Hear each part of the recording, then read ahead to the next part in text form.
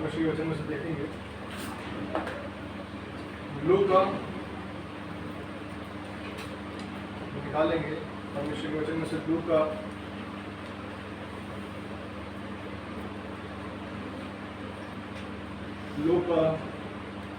उसका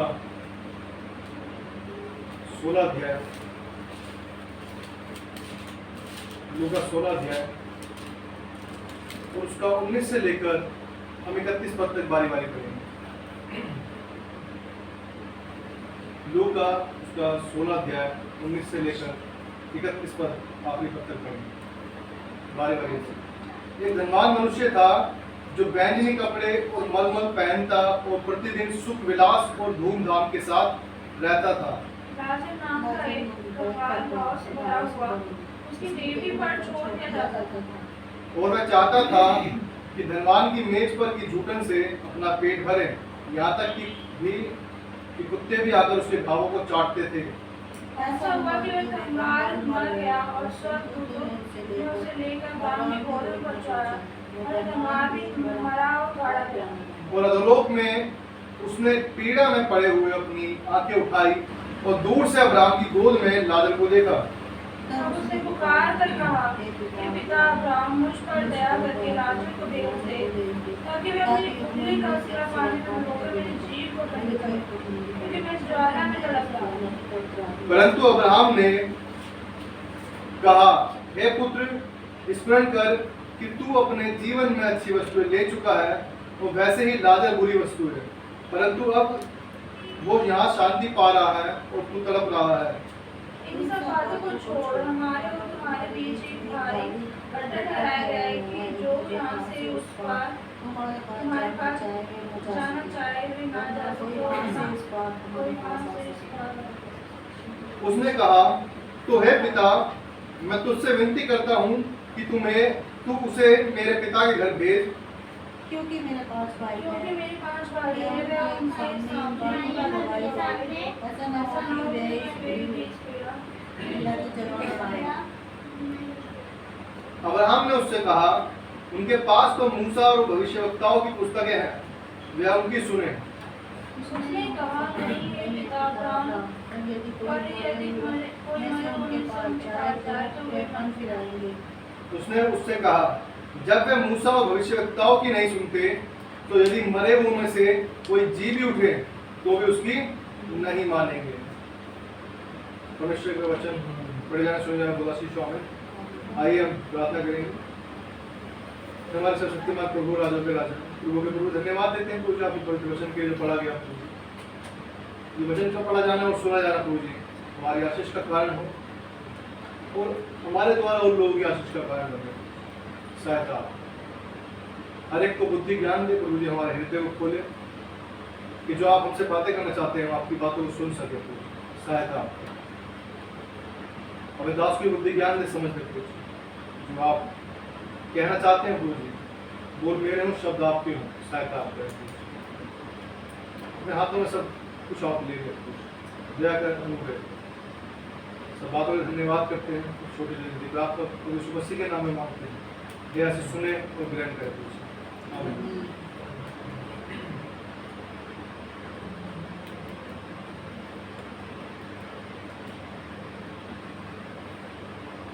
यहाँ हमने पढ़ा धनी मनुष्य और निर्धन लाजर, हमने बहुत बार पढ़ा होगा, बहुत बार सुना होगा। यह वचन बताता है कि लाजर जो था क्या था, निर्धन था। कैसा था, उसकी डेवड़ी पर पड़ा रहता था, किसकी, धनी मनुष्य की। किसके लिए, कि कुछ खाने को मिल जाए, कुछ खाने को मिल जाए। वो क्या लिखा, कुत्ते भी आकर उसके घावों को चाट रहे, मतलब ये उसके घाव भी हो रहे थे। और लिखा है 21 पद में, और वह चाहता था कि धनवान की मेज पर की जूठन से अपना पेट भरे। जूठन से कहने का मतलब ये है, जो धनी मनुष्य है वो जो गरीब है, निर्धन है, वो उसकी तरफ अपनी दीनता नहीं दिखा रहा, नम्रता नहीं दिखा रहा। इसलिए वो क्या देख रहा है लाजर कि शायद इसकी झूठन ही जो है बच जाएगी, उसी को मैं खा लूंगा। इसका मतलब ये है कि धनी जो है यहाँ पर कठोर हृदय का है। कैसा? कठोर हृदय का। वो नहीं चाह रहा कि कोई गरीब को मैं देखूं या कोई परेशानी में हो तो उसको देखूं। वो क्या दिखा रहा है इस वक्त कि मैं अपने आप में मौज मस्ती से रहूंगा। तो बाइबल लिखा भी है, पहले पद में लिखा है, एक धनवान मनुष्य था जो बैंगनी कपड़े और मलमल पहनता था और प्रतिदिन क्या था? सुख विलास और धूमधाम के साथ रहता था। धूमधाम के साथ रहता था। इसका मतलब ये बहुत पैसे वाला था। इसका मतलब है बहुत पैसे वाला था। तो क्या परमेश्वर ये कहना चाहता है कि हम धनी ना हो? क्या कहना चाहता है परमेश्वर? क्या हम धनी ना हो? क्या हमारे पास धन होना गलत चीज है? क्या कहना चाहता है परमेश्वर? क्या परमेश्वर ये कहना चाहता है कि जो तुम्हारे पास धन रखा हुआ है वो क्या है? अच्छा नहीं है, इसको फेंक दो? ऐसा कह रहा है क्या?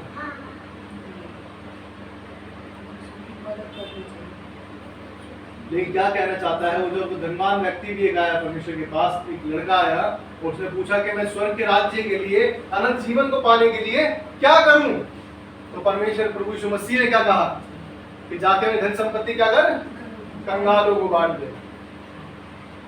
क्या उसने ये कहा था कि जो तेरे बिजनेस है, तेरे घर परिवार है, जिससे तेरा पैसा आ रहा है, उस सबको क्या कर? बंद कर दे और क्या कर? सब कुछ खत्म कर दे?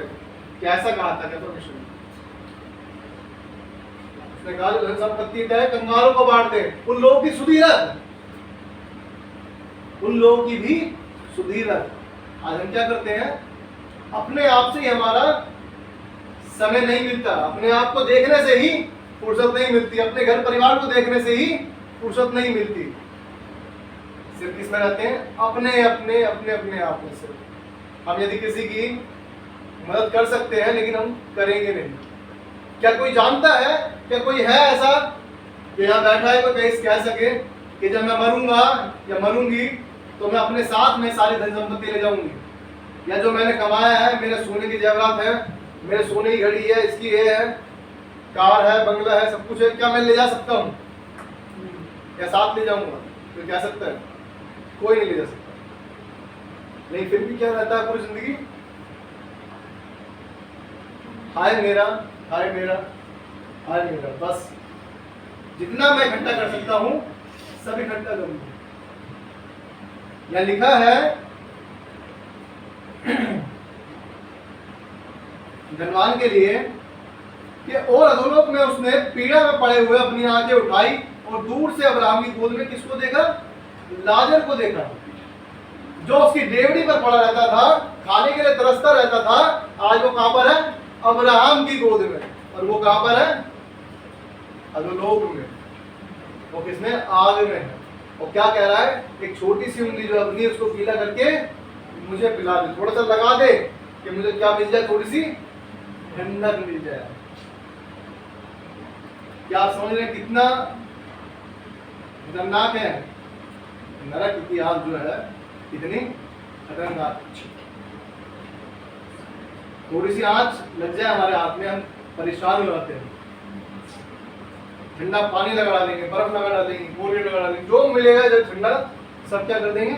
लगा डालेंगे, कहीं थोड़ी राहत मिल जाए। क्या उस नरक की आग से हम बचना चाहते हैं? क्या प्रभु यीशु मसीह ये कह रहा है कि तुम्हारा धन जो है उसे उड़ा दो, बिल्कुल बर्बाद कर दो? परमेश्वर ऐसा नहीं चाहता। परमेश्वर कहता है हर एक को क्या है? दान दिया गया है। किसी को उपदेश देने का भी है, किसी को ट्रांसलेट करने का भी है, किसी को क्या नाम है भविष्यवाणी करने का है, किसी को दान देने का भी है। इसका मतलब यह है कि आपके पास यदि बिजनेस है तो आप उससे क्या करें? परमेश्वर के कार्य को अंजाम दें, परमेश्वर के कार्य करें। जो गरीब है उनको उठाने की कोशिश करें। ऐसा नहीं कि सिर्फ अपने लिए सोचना। परमेश्वर ये बताना चाहता है। क्या अय्यूब जो था, क्या वो गरीब था? क्या वो गरीब था? सब कुछ था उसके पास, लेकिन उसने क्या चीज रखता था? वो परमेश्वर को स्मरण रखता था। वो परमेश्वर के डर भय में चलता था। वो क्यों चलता था? कि उसे पता है जो मुझे मिला है वो मेरे परमेश्वर की ओर से, और मैं मानता हूं कि वो जरूर हर एक की सुधि रखता होगा, गरीब की सुधि रखता होगा, अनाथों विधवाओं की सुधि रखता होगा। जो हम नए नियम में भी देखते हैं बहुत बार क्या लिखा है कि अनाथों की सुधि रखना है। यहोवा भी कहता है कि वो अनाथों की सुधि रखता है, विधवाओं की सुधि रखता है, कंगालों की सुधि रखता है, दीन दरिद्र की सुधि रखता है, हर एक की क्या है सुधि रखता है। क्यों रखता है? क्योंकि वो क्या है, उनके पास से जो चीज होनी चाहिए थी उनके पास से क्या है वो जा चुकी है। क्या चीज जा चुकी है? धन संपत्ति, चैन आराम, सुख आराम, सब क्या जा चुका है। दीन कौन है? जिसके पास सब कुछ होने के बाद भी वो अपने जीवन को इस तरह से जीते हैं जैसा कि हम कुछ नहीं है। बहुत बार हमने पढ़ा होगा, लिखा आता है उन पर कि हम ऐसे हो, चाहे कितने बड़ी पोस्ट पे क्यों ना हो, एक अच्छा इंसान वही है जो अपने पास बैठे हुए इंसान को ये महसूस ना होने दे कि वो गरीब है या अनपढ़ है या इसके पास कुछ नहीं है, ये बीमार है, ऐसा क्या है फील ना होने दे। वही क्या इंसान है? एक अच्छा इंसान। बहुत से लोग हमने देखे होंगे जो बहुत अमीर होते हैं, लेकिन हमसे बात कर रहे होंगे, हमें पता नहीं चलेगा कि वो इतने अमीर हैं, लेकिन जब वो जाते हैं अपनी गाड़ी खोलेंगे और इतने अमीर बंदा था और इतना प्यार से बात कर रहे थे। परमेश्वर हमें यही सिखाना चाहता है। परमेश्वर ये सिखाना नहीं चाहता कि तुम अपने धन संपत्ति आते ही किसमें घूमो, घमंड में घूमो, वो नहीं चाहता। ये लाजर और हमने अभी धनी व्यक्ति को देखा, लिखा है यहाँ हम देखते हैं, बहुत बार इस वचन को देखेंगे हम 25 में लिखा है, परंतु अब्राहम ने कहा, हे पुत्र स्मरण कर कि तू अपने जीवन में अच्छी वस्तुएं ले चुका। परमेश्वर हमें भी ये नहीं कह रहा कि अच्छी वस्तु लेनी चाहिए नहीं, लेकिन आप जो आपकी डेवड़ी पर बैठा था, कि आपने उसकी हेल्प की, कि आपने उसकी मदद की, तुझे पता है कि ये तेरी ओर देख रहा है कि तू झूठन छोड़ेगा और जब ये खाएगा, जब वो इतना अमीर था, क्या उसे खाना जो बनता होगा क्या थोड़ा बनता होगा? क्या खाना भी तो ज्यादा होता होगा। अब मैं मानता हूँ बहुत से लोग क्या करते हैं, बहुत से लोगों को देखा मैंने, वो वेस्ट करते हैं, खाना खाते हैं, जितना खाएगा खाएगा, उसके बाद क्या करते हैं कोनों पर रख देते हैं, पटकियों पर रख देते हैं। क्यों? क्योंकि वो खाया नहीं जाएगा। तो जब वो रईस आदमी है, अमीर आदमी है, धनी व्यक्ति है, तो कैसा होगा? उसके खाना जो बनता होगा ये तो नहीं कि लिमिटेड बनता होगा कि जितना जितना खाएगा इतना कम लाना से, आज ज्यादा बना है तो वो दूसरों के काम क्या आ सकता है, दूसरों के क्या काम आ सकता है। आजकल बहुत से एक हेल्पलाइन नंबर चलता है जिसमें लिखा है, क्या कहता हूँ कि कहीं खाना बना है, एक पार्टी हुई है, उस खाने को वेस्ट करने से अच्छा है उस पर फोन करें, वो आपके खाने को ले जाएंगे और किनको खिलाएंगे? उन गरीब बच्चों को, अनाथ आश्रम में, वृद्धाश्रम में, क्या उस खाने को खा सकते हैं। आज बहुत से लोग ऐसे हैं जिनके पास इतना पैसा है, अगर वो महीने के अंदर 10-20 हज़ार खर्च भी कर दें उनको फर्क नहीं पड़ेगा, लेकिन कोई किसी की सुधि नहीं रखता। क्यों नहीं रखता? क्योंकि हर एक की भूख क्या है, खत्म ना होने वाली भूख है। उनको लगता है जितना आ गया उतना कम है। आज एक है तो कल 2 चाहिए, आज 2 है तो कल 4 चाहिए, वो चीजें कभी खत्म नहीं होती। बाइबल बताती है, आइए प्रकाशित वाक्य में देखेंगे। प्रकाशित वाक्य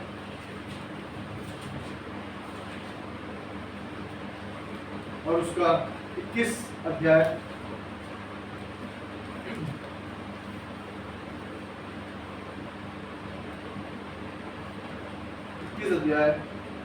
और उसका 8 पद।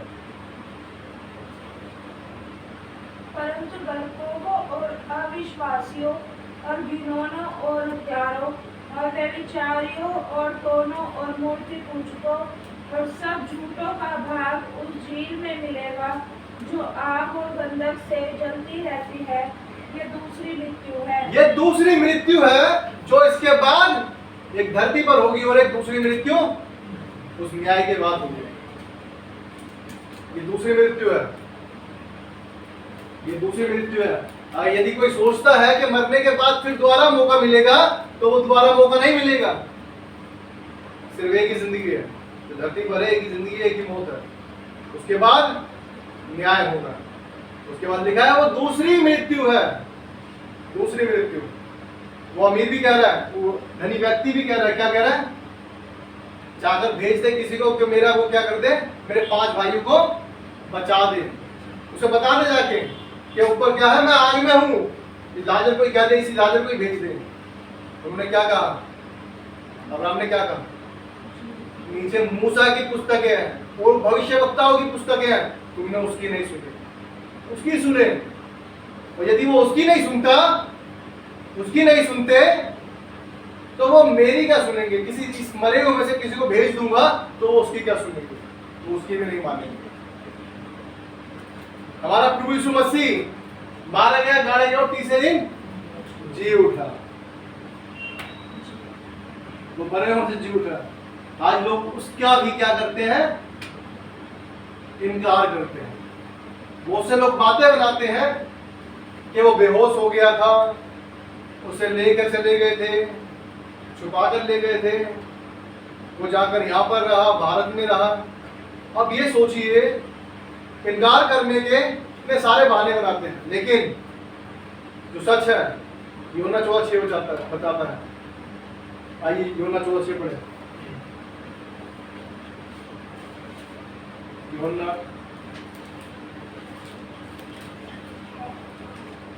14:6। यीशु ने उससे कहा, मार्ग और सत्य और जीवन मैं ही हूँ, बिना मेरे द्वारा कोई पिता के पास नहीं पहुँच सकता। मार्ग, सत्य, जीवन मैं ही। क्या आज लोग इस बात का विश्वास कर रहे हैं? लड़ने के लिए तैयार है कि तुम भी विश्वासी से अविश्वासी हो जाओ, तुम भी चर्च को छोड़ दो, तुम परमेश्वर को छोड़ दो, तुम इसको पकड़ो, इसको पकड़ो। लेकिन सच्चाई को जानने के लिए कोई भी राजी नहीं है कोई। यीशु मसीह कह रहा है, मार्ग, सत्य, जीवन मैं ही हूं, मेरे द्वारा ही तुम पिता के पास पहुंच सकते हो, मेरे बिना पिता के पास तुम नहीं पहुंच सकते, नहीं पहुंच सकते। इन लोग नहीं समझ रहे। दूसरी मृत्यु के लिए तैयार हो जाओ, दूसरे जीवन के लिए, अनंत जीवन के लिए या नरक की आग के लिए। बाइबल क्लियर बता रही है कि आपके पास दूसरा मौका नहीं है, दूसरा मौका नहीं है आपके पास, आपके पास एक ही मौका है। हमने देखा पिछले समय वो तो डाकू यीशु मसीह के आगे पीछे क्या है, आसपास लटकाए गए थे, एक इस साइड एक इस साइड। एक ने मन फिराया और एक ने मन नहीं फिराया, लेकिन एक ने मन कब फिराया? मरने से पहले, मरने से कुछ समय पहले। कितनी अद्भुत बात है, कुछ समय पहले ही उसने मन फिराया और क्या उसको मिल गया कि तू आज ही मेरे साथ स्वर्ग लोक में होगा। वो उस मृत्यु से बच गया जिसमें वो जाने वाला था, उस मृत्यु से बच गया। कितनी अद्भुत बात है। परमेश्वर बताना चाहता है, प्रभु यीशु मसीह बताना चाहता है, आपके पास एक ही मौका है, दूसरा मौका नहीं मिलेगा। आज ही अपने पापों से पश्चाताप करें और उससे फिर जाएं और परमेश्वर को स्वीकार करें, प्रभु यीशु मसीह को स्वीकार करें, आपका उद्धार हो, आप उस अनंत काल के जीवन के लिए तैयार हो। लिखा है, आइए प्रकाशित वाक्य में लोगों ने पढ़ा, एक बार फिर पढ़ेंगे 21 और उसका 8 पद मैं आपके लिए पढ़ता हूँ। परंतु डरपोकों और अविश्वासियों, घिनौनों, हत्यारों और क्या है, व्यभिचारियों, टोनों और मूर्ति पूजकों और सब झूठों का भाग उस झील में मिलेगा जो आग और गंधक से जलती रहती है। आज हमें देखना है, क्या हम डरपोक हैं? क्या शैतान के आगे घुटने टेक देते हम? क्या हम डरपोक हैं? क्या हम चाहते हैं नहीं आज रोड पे नहीं जाऊंगा मैं, मुझे डर लगेगा, उधर तो आत्मा मिलती है, उधर तो भूत रहती है, उधर तो हवा रहती है। क्या है? डरपोक। पहला यूहन्ना 4:4 बताता है कि जो आपके अंदर है वो किस सबसे बड़ा है? इस संसार से, जो भी संसार में वो सबसे क्या है? बड़ा है। कौन है? परमेश्वर, जो हमारे अंदर रहता है। जिसके पास परमेश्वर है, क्या किसी शैतान की औकात है कि वो आपको टच भी कर सके? शैतान की औकात है क्या? हमारे पास्टर थे, जब वो आत्मा निकालते थे उनसे पूछते थे मेरी आंख में क्या दिख रहा है? आत्मा खुद स्वीकार करती थी, कहती थी आग दिख रही है, आग। हालेलुया। शैतान को क्या दिखता था? अपना नाश दिखता था कि मुझे आग दिख रही है। हालेलुया। उसे आग दिखती थी। वो डरपोक नहीं होते। परमेश्वर के जो लोग होते हैं वो डरपोक नहीं होते, और शैतान को क्या करते हैं? पकड़ लेते हैं, डांटते हैं, और क्या है, उन्हें आज्ञा देते हैं कि निकल जा।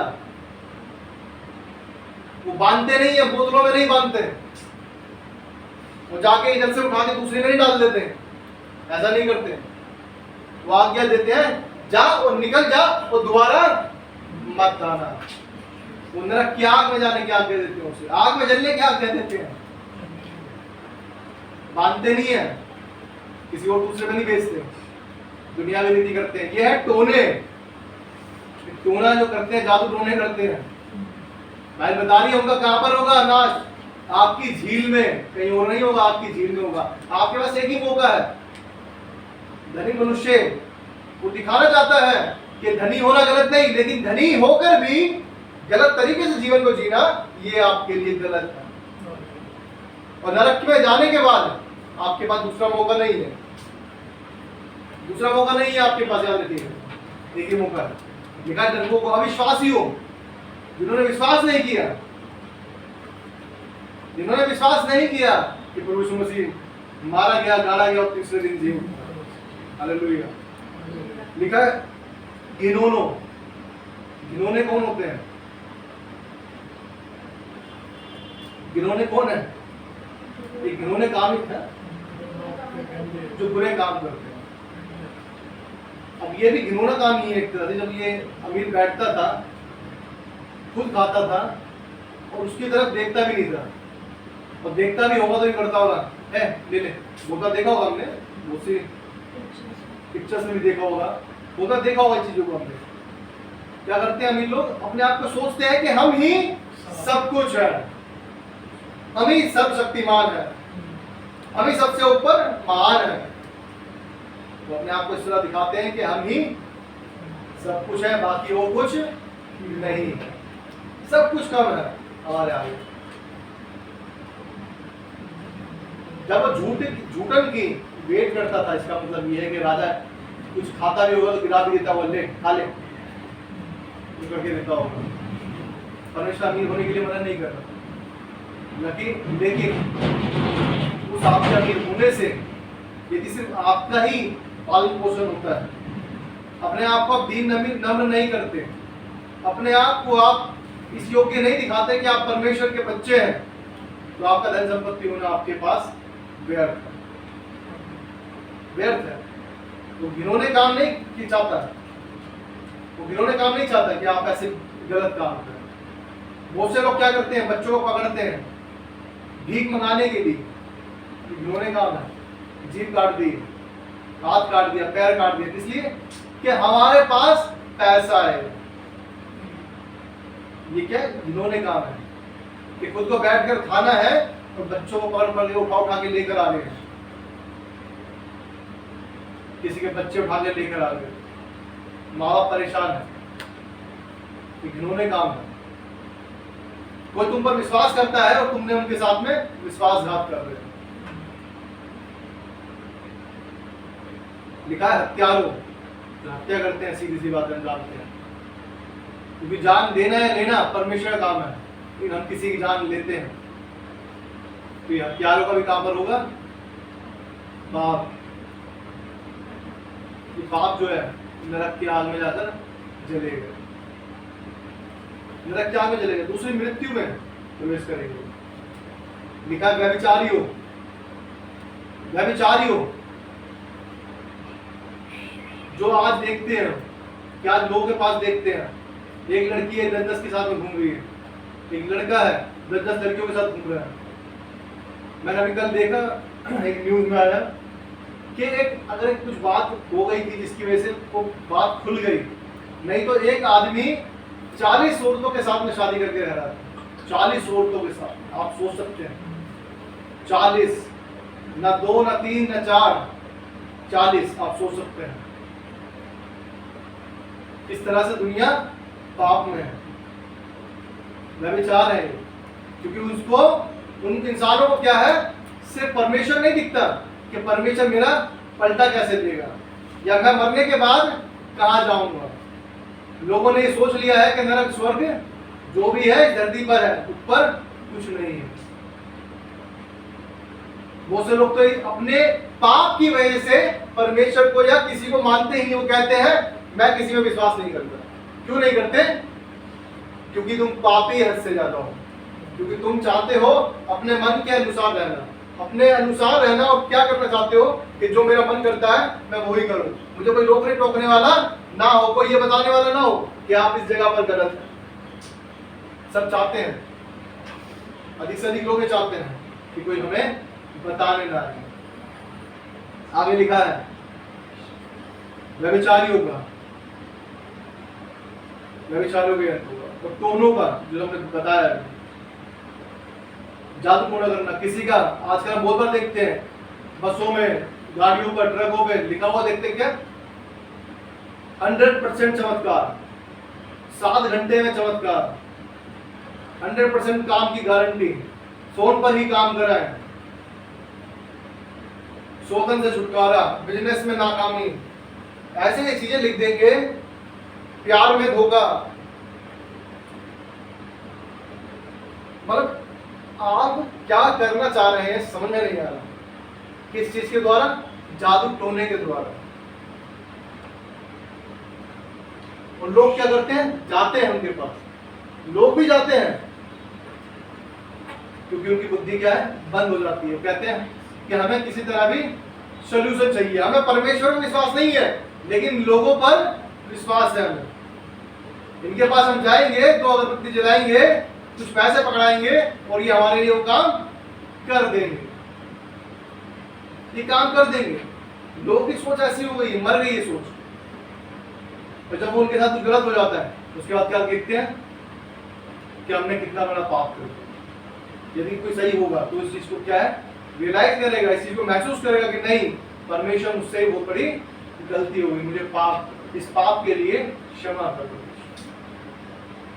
लेकिन आज लोग हम देखते हैं आत्माएं मर चुकी हैं लोगों की। हमें देखना है, हमें उस नरक की आग से बचना है, क्योंकि उस मृत्यु के बाद, इस धरती की मृत्यु के बाद हमारे पास दूसरा मौका नहीं होगा।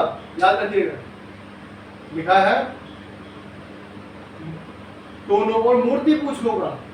बाइबल बताती है मूर्ति पूजा क्या है, सिर्फ मूर्ति के आगे दंडवत करना ये पूजा नहीं है। मूर्ति पूजा सिर्फ किसी बात को हम हद से ज्यादा मायने देते हैं, परमेश्वर से ज्यादा किसी चीज को हम मायने देते हैं, वो भी मूर्ति पूजा है। हम अपने बच्चों के लिए परमेश्वर को छोड़ दिया, अपने बच्चों के पीछे लगे हुए हैं, ये भी मूर्ति पूजा के बराबर है। क्योंकि हम क्या कर रहे हैं, उस चीज की आराधना कर रहे हैं, उस परमेश्वर को छोड़कर उसके पीछे लगे हुए हैं, अपनी बीवी के पीछे लगे हुए हैं, माँ के पीछे लगे हुए, पति के पीछे लगी हुई है। क्या कर रही है? और कोई धन संपत्ति के पीछे टाइम ही नहीं है, परमेश्वर के टाइम ही नहीं है, पैसा ही पैसा, पैसा ही पैसा, आने दो, पैसा छूट जा रहा है। किस चीज को मायने दे रहे हैं? वो हमारे लिए मूर्ति बन गई है। मूर्ति है क्या?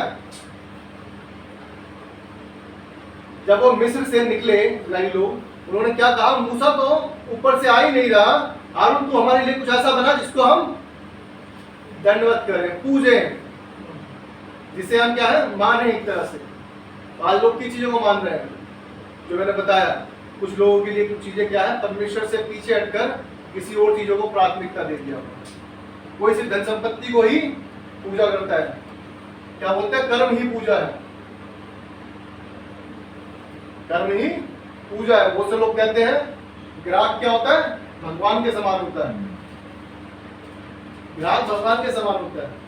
अरे क्या उस सृष्टि के बनाने वाले को तुम ग्राहक के साथ कंपेयर करोगे? आज लोग अलग अलग सी बातें करते हैं क्योंकि उनको जो अच्छा लगता है वो चीज रखते हैं। लिखा है और सब झूठों का भाग उस झील में मिलेगा जो आग और गंधक से जलती रहती है। सबका सब झूठ होगा। जो झूठ बोलते हैं उनका सबका बाप। और बहुत से लोग हैं झूठ बोलने के बाद चाहे किसी का गला कटे पिटा कुछ भी हो, किसी को कोई फर्क नहीं पड़ता। क्यों नहीं पड़ता? तो कहते हैं इतना तो चलता है यार, इतना तो चलता है। क्यों चलता है? क्योंकि हमारी जेब में पैसा आ रहा है, हमारी जेब में पैसा आ रहा है, पैसा आ रहा है हमारी जेब में।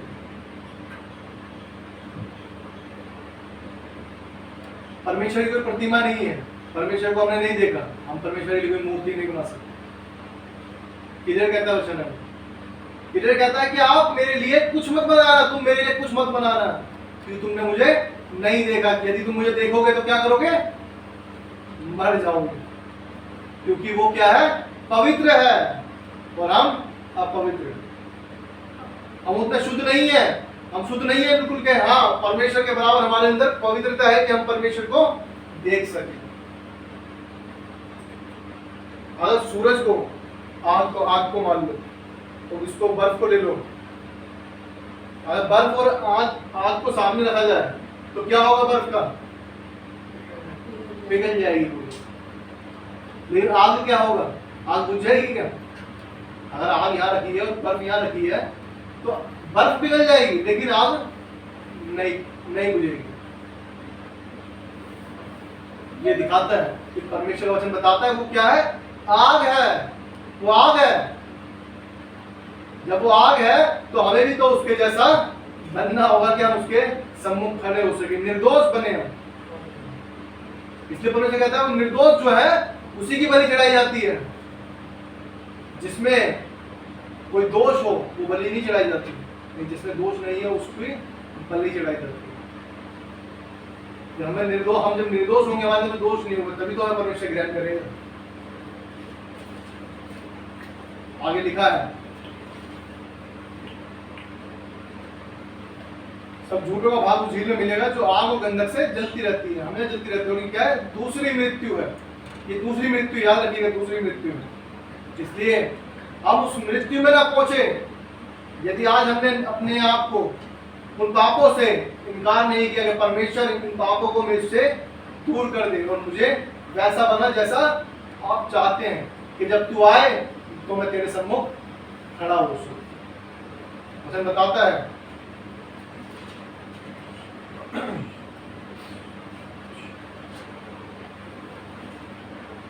प्रकाशित वाक्य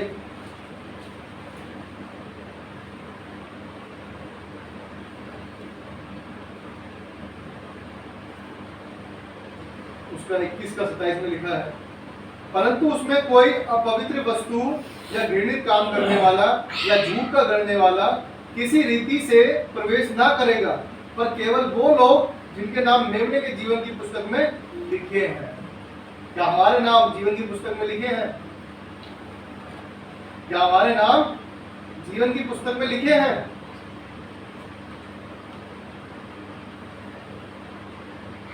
आज हम यहाँ पे लगे रहते हैं, हर एक चीज में यहाँ पे नाम लिखवा के आना, यहाँ पे नाम लिखवा के आना, जहां से फायदा हो रहा होगा वहां पर क्या करके आना, नाम लिखवा के आना, क्या हमारा फायदा हो गया।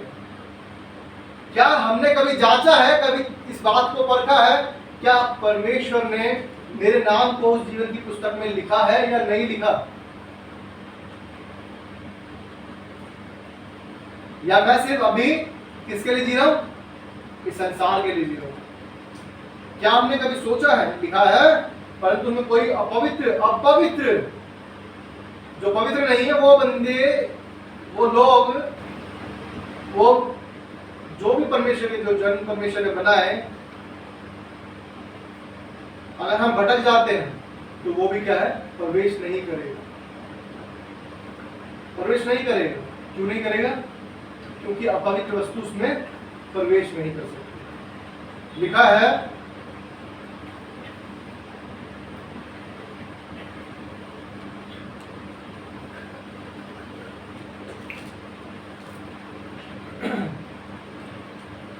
में लिखा 22 के 14 में, धन्य वह जो अपने वस्त्र धो लेते हैं, क्योंकि उन्हें जीवन के वृक्ष के पास आने का अधिकार मिलेगा और वे फाटकों से होकर नगर में प्रवेश करेंगे। फाटकों से होकर क्या है? नगर में प्रवेश करेंगे। कौन होंगे? जिन्होंने वस्त्रों को क्या है? धो लिया, हर एक प्रवेश नहीं करेगा। जब स्कूल में जाते हैं हम, तो बच्चे अगर स्कूल की ड्रेस में ना हो तो क्या करते हैं स्कूल वाले? स्कूल वाले क्या करते हैं? घर भेज देते हैं वापस, जाओ बच्चों ड्रेस पहन के आओ।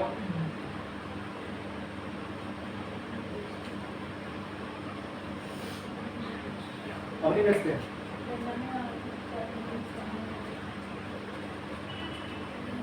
रूल यही है, जब ड्रेस नहीं पहनते तो स्कूल वाले क्या करते हैं? वापस भेज देते हैं, या पनिशमेंट देंगे, पनिशमेंट भी कब देंगे? एक बार, हर बार नहीं दी जाती। जब पता चल जाता है इंसान को कि इसका काम ही यही है हमेशा गलती करना, तो उसके पास उसके लिए कोई पापों की क्षमा नहीं है। बाइबल बताती है यदि हम एक पाप को बार बार दोहराते रहेंगे, पाप ही पाप करते रहेंगे, कि हाँ परमेश्वर में क्षमा करने वाला परमेश्वर है, तो उसका कोई भी दूसरा बलिदान नहीं है। याद रखिएगा, ये हमारे सिर्फ जो विचार हैं, जो हमारी बातें हैं, सिर्फ हमें संतुष्ट कर सकती है इस चीज के लिए। जहां हम स्कूल पढ़ते थे उस टाइम पर अगर लेट आए हैं तो गेट बंद मिलेगा, आना है आओ टाइम पर, नहीं आना वापस जाओ। आज भी होता होगा, प्राइवेट स्कूल है वो शायद रियायत दे दें आपको, लेकिन गवर्नमेंट स्कूल में जो है डायरेक्ट 8 बजे गेट बंद हो जाएगा। जो टाइमिंग है उसके हिसाब से गेट बंद हो जाएगा। आप आ सकते हो टाइम पे आओ, नहीं तो उसके बाद क्या बोलते रहो, भैया खोल लो, भैया खोल दो प्लीज, भैया खोल दो। उधर कुछ नहीं है, गलती से किसी ने खोल दिया तो एक अलग बात है कि 1-2 मिनट हुई है, चलो 4-5 मिनट हुई है, चलो खोल दो। लेकिन जब परमेश्वर आएगा, प्रभु यीशु मसीह आएगा, आपके पास दूसरा चांस नहीं होगा। तो 5 कुंवारी जिनके पास कुप्पियों में तेल नहीं था, यीशु मसीह ने क्लियर कह दिया, क्या कह दिया? मैं तुम्हें नहीं जानता। यह याद रखिएगा, ये अंतिम समय में हम रह रहे हैं। कब प्रभु यीशु मसीह आ जाए हम नहीं जानते। उस टाइम हमारे एक्सक्यूजेस नहीं चलेंगे, उस टाइम पर एक्सक्यूज नहीं चलेंगे हमारे। उस टाइम क्या चलेगा? क्या तुमने वैसा जीवन जिया जैसा मैंने कहा था? जैसा मैंने तुमसे कहा था वैसा क्या तुमने वैसा जिया? लिखा, धन्य है जो अपने वस्त्र धो लेते हैं क्योंकि उन्हें जीवन के वृक्ष के पास आने का अधिकार मिलेगा और वे फाटकों से होकर नगर में प्रवेश करेंगे।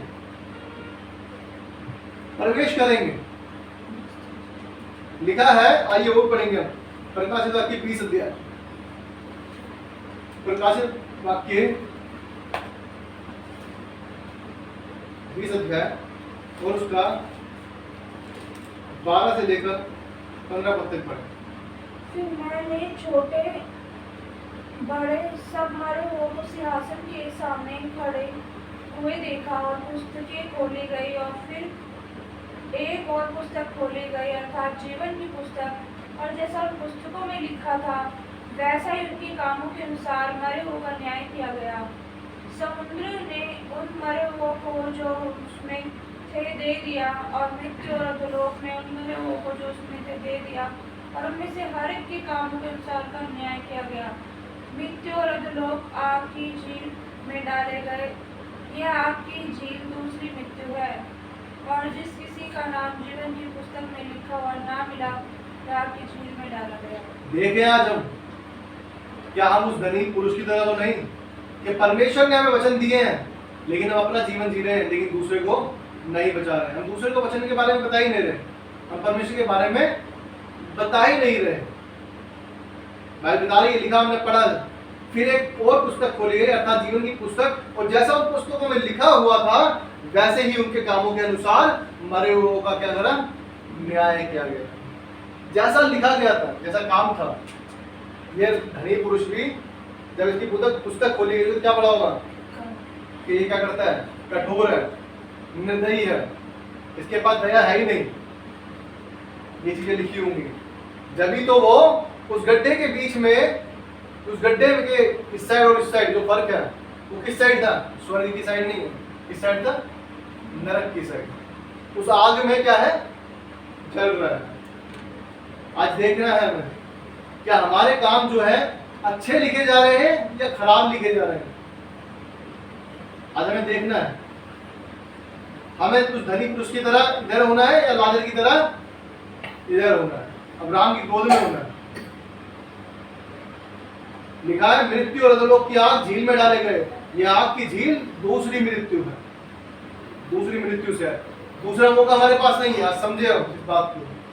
लिखा है 15 पद में, और जिस किसी का नाम जीवन की पुस्तक में लिखा हुआ ना मिला वो आग की झील में डाल दिया गया उसको जिसका नाम जीवन की पुस्तक में नहीं। आज देखना है हमें क्या हम अपने जीवन को उस तरह जी रहे हैं जिस तरह परमेश्वर चाहता है, या अपना जीवन उस तरह जी रहे हैं जिस तरह हम खुद चाहते हैं। आज हमें देखना है, क्योंकि परमेश्वर चाहता है कि हर एक मनुष्य क्या है, बचाया जाए। परमेश्वर नहीं चाहता कोई भी नाश हो। आज हमें देखना है, सोचना है, सच में प्रभु तूने मनुष्य ये जीवन जो दिया है, मनुष्य जीवन हमें दिया है, इसमें हम सही तरह जी रहे हैं नहीं जी रहे। मैं यहाँ गलत हूँ तो परमेश्वर मुझे क्षमा कर दो, मुझे परमेश्वर इन पापों से बचा। परमेश्वर मेरे इस हृदय को क्या कर, ऐसा कर दे कि मैं तेरी बातों को सुन सकूं, तोड़ दे इसको, मेरे कठोर दिल को क्या कर दे, मांस सा कर दे, मेरे हृदय को क्या कर दे, मांस सा कर दे।